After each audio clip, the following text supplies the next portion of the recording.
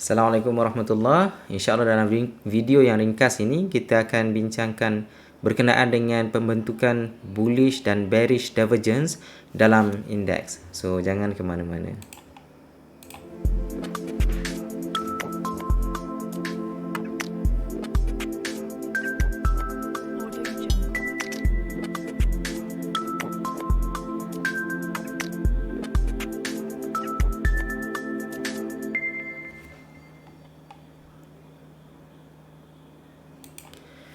Tuan-tuan semua, antara kesilapan ataupun bad practice lah kebanyakan pelabur dan juga pedagang newbie ataupun yang baru dalam pasaran saham adalah bila mana mereka menganalisa chart syarikat-syarikat yang khusus sebelum mereka melihat pasaran market secara umum.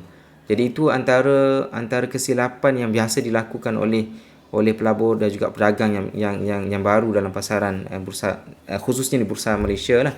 So dalam video kali ini insya-Allah kita nak bincang berkenaan dengan indeks. Okey, sebelum ni saya dah cerita tentang bagaimana kita nak memilih kaunter-kaunter yang berpotensi, iaitu dengan kita melihat kepada indeks dulu sebelum kita masuk kepada mana-mana sektor yang kita rasa kita nak letakkan modal kita.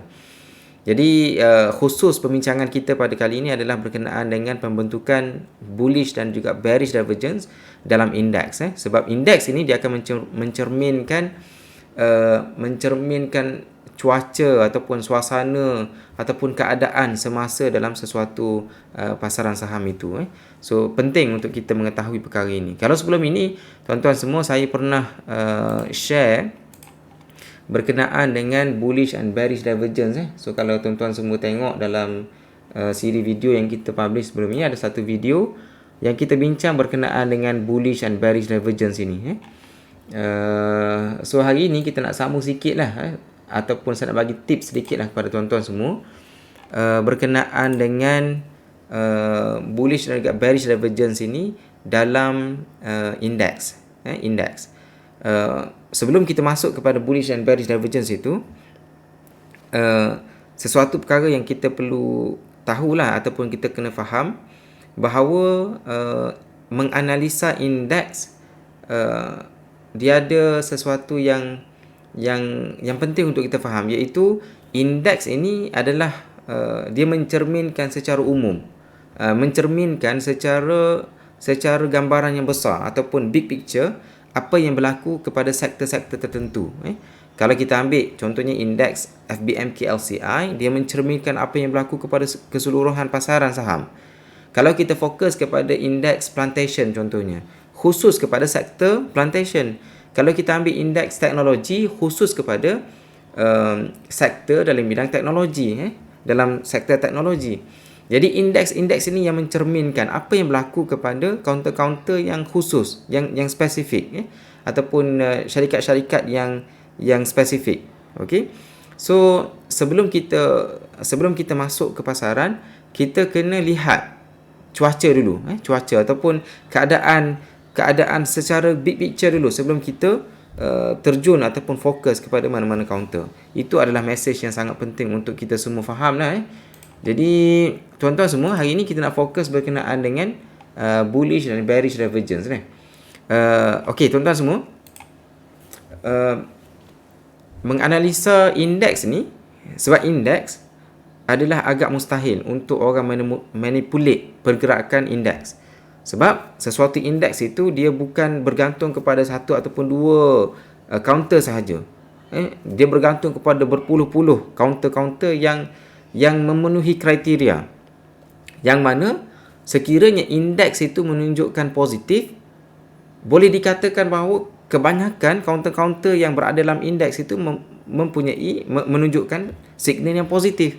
Begitu juga sebaliknya, sekiranya indeks itu menunjukkan signal yang negatif ataupun signal yang kurang elok, maka dia mencerminkan, kalau kita tengok, kalau kita dissect setiap satu counter yang ada yang tersenarai dalam indeks tersebut, maka kita akan dapat lihat pattern message negatif ataupun benda yang tak baik ataupun kurang elok, kurang menarik berlaku kepada kaunter-kaunter tersebut. Jadi itu peranan indeks yang mana kita sebagai seorang pelabur ataupun pedagang adalah penting untuk kita menganalisa indeks sebelum kita fokus kepada mana-mana kaunter. Khususnya apabila berlaku sectorial play, sectorial play di mana contohnya 3-4 bulan yang lepas ataupun 2-3 bulan yang lepas, sektor yang menjadi tumpuan para pelabur adalah sektor teknologi. Sebab apa kita kata sektor teknologi yang menjadi tumpuan kebanyakan pelabur? Sebab kalau kita lihat indeks, kita buka lah contohnya.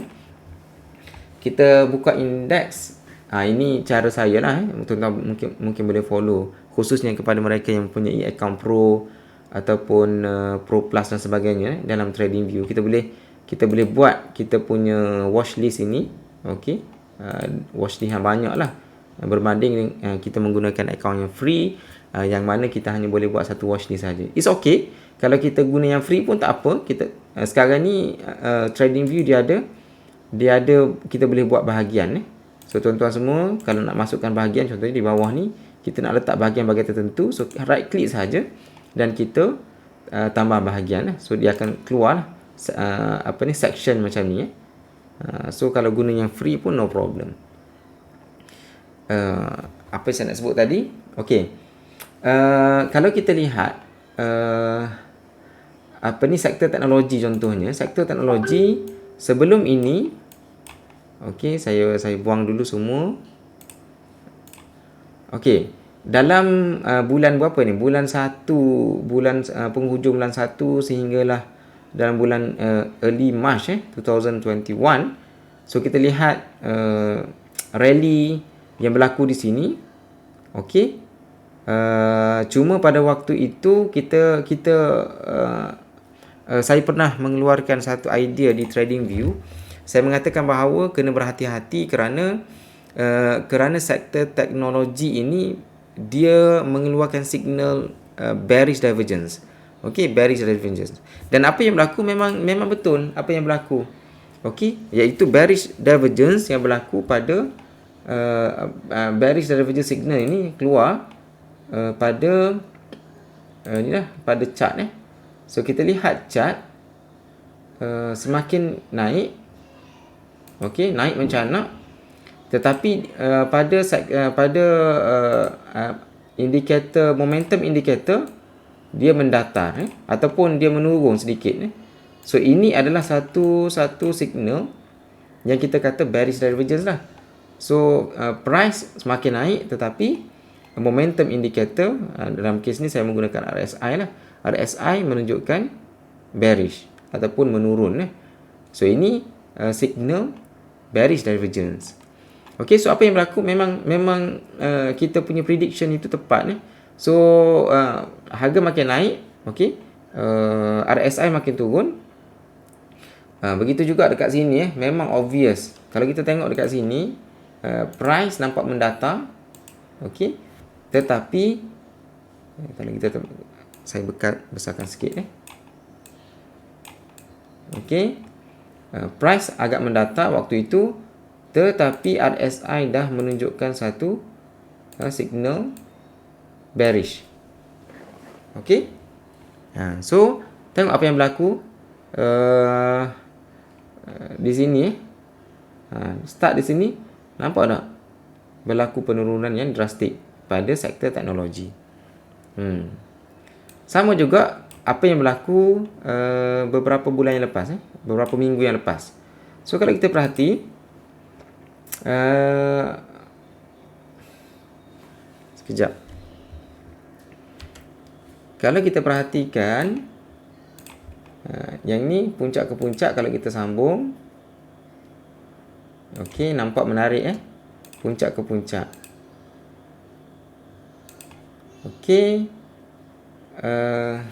Sekejap. Mungkin contoh pada teknologi yang latest ni mungkin tak berapa menarik sikit. So kita tengok apa yang berlaku kepada sektor plantation. Plantation ni sangat menarik. Contohnya, plantation, kita pergi ke plantation. Sebelum ini saya pernah publish satu idea di TradingView, memberi satu uh, alert lah kepada pelabur dan juga pedagang, khususnya mereka yang follow saya di TradingView. Saya kata kena hati-hati pada bila ni, pada pertengahan bulan Januari tahun ini, tahun 2021, bila mana berlaku bearish divergence, so harga makin naik, tetapi pada momentum indicators RSI menunjukkan harga menunjukkan momentum semakin melemah. Jadi memang itu yang berlaku. So kalau kita perhatikan dekat di sini ada pattern raising wedge. So raising wedge disusuli dengan indikator RSI yang semakin melemah. So bila breakout saja pattern raising wedge ini, so apa yang berlaku kita lihat bukan benda yang kita tak agak. Memang kita dah predict bahawa kemungkinan sektor plantation akan membuat penurunan. Okey, satu raising wedge, bila dia breakout, of course dia semakin turun. Satu lagi disokong dengan bearish divergence. Bearish divergence di mana RSI menunjukkan momentum semakin melemah. Okey, so sektor plantation ini, ni pergerakan yang terkini. Kalau kita perhati, yang ni bullish divergence. Ini sangat menarik. Yang ni bearish divergence. Okey, dan sektor yang sama dia memberi signal bullish divergence. Okey, sebelum berlaku bullish ni saya dah bagi tahu dah kemungkinan plantation akan membuat reversal dalam masa terdekat. Macam mana saya tahu? Inilah signal daripada indeks lah. Okey, so kalau kita perhati price semakin menurun. Price semakin menurun, tetapi walaupun sedikit saja dia punya slope ini ataupun dia slant very minimum, tetapi dia significant. Price sangat turun dengan banyak, tetapi RSI menunjukkan bullish divergence. So bila kita dapat signal macam ni tuan-tuan, so kita kena alert lah. Kalau kita tak alert, kita akan terlepas kapal. Itu istilah yang biasa kita guna lah. Bila harga dah mencanak naik, kita tak sedar. Okey, bila dah puncak tu baru kita rasa dah tertinggal kapal dah terlambat dah kan. So ini antara teknik ataupun cara bagaimana kita nak pastikan diri kita berada dalam kapal seawal yang mungkin.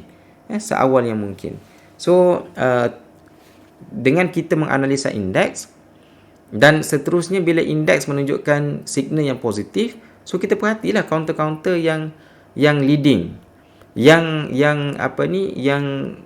mempunyai fundamental yang strong, yang kuat, and then kita tunggu signal. Bila signal keluar saja, dan kita join sekali.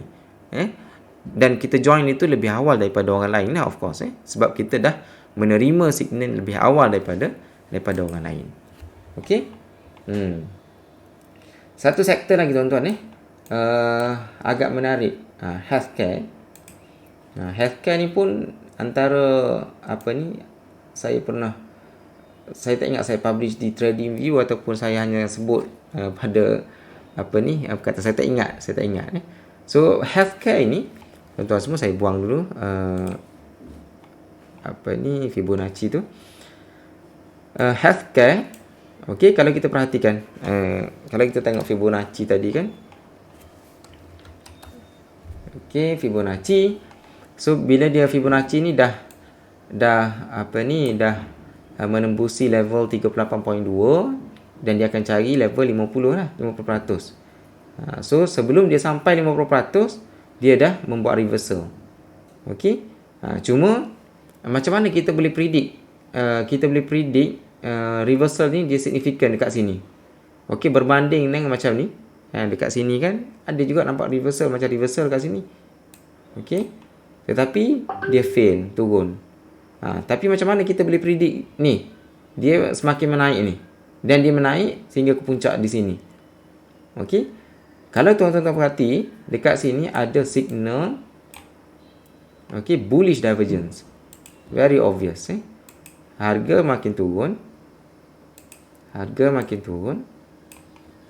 Tetapi price semakin turun, tetapi dekat sini, dekat RSI indicator semakin menaik. Okey, so dia divergence, diverge lah. Dia mencapah. So price kata lain, momentum kata lain. Dia tak sama. Dia tak sama. Sepatutnya price dia kena congruent lah, kena selari dah dengan momentum kan, momentum indicators. Tetapi apa yang berlaku, price kata lain, price menunjukkan signal lain, tetapi momentum indicator menunjukkan signal yang berbeza. Biasanya dia akan follow yang momentum indicator lah. So dalam kes ni, dalam kes healthcare ni, harga semakin turun tetapi momentum semakin menaik. So apa yang berlaku, price akhirnya dia follow. Price akhirnya dia follow lah momentum indicator ya. Dia RSI semakin menaik. So inilah benda yang mungkin kita kena tahu dan kita kena ambil kesempatan lah. Okey. Take home message pada hari ini adalah yang pertama, kita kena sentiasa berkawan dengan indeks. Okey, kita kena menganalisa indeks sebelum kita menganalisa mana-mana counter. Okey, satu. Yang kedua, indikator bearish dan bullish divergence dalam indeks memberi signal yang penting untuk kita. Okey, sekiranya kita dapat detect bullish and bearish divergence, so itu memberi satu alert kepada kita untuk kita bersedia. Kalau kita belum masuk dalam mana-mana counter yang terdapat dalam sektor tersebut, ataupun kita perlu berhati-hati sekiranya kita dah berada dalam mana-mana counter dalam sektor tersebut. Okey. So itu benda yang mungkin saya nak kongsi dengan tuan-tuan pada hari ini. Semoga ada manfaatnya. Sekiranya ada sebarang komen ataupun cadangan dan sebagainya, mungkin tuan-tuan semua boleh turunkan dalam ruangan komen di bawah. So itu saja. Saya ucapkan terima kasih kepada tuan-tuan dan kepada rakan-rakan kita yang menonton video ini sebelum Hari Raya, saya ucapkan selamat menyambut Hari Raya Aidilfitri, dan saya mohon ribuan kemaafan sekiranya ada sebarang tersalah kata, terkasar bahasa yang mengguris jiwa. So yang baik itu daripada Allah Subhanahu Wa Taala. Kita bersyukur kepada Allah Taala. Aqulu qawli hadza wa astaghfirullahal azim li wa lakum. Wassalamualaikum warahmatullahi taala wabarakatuh. Jumpa lagi.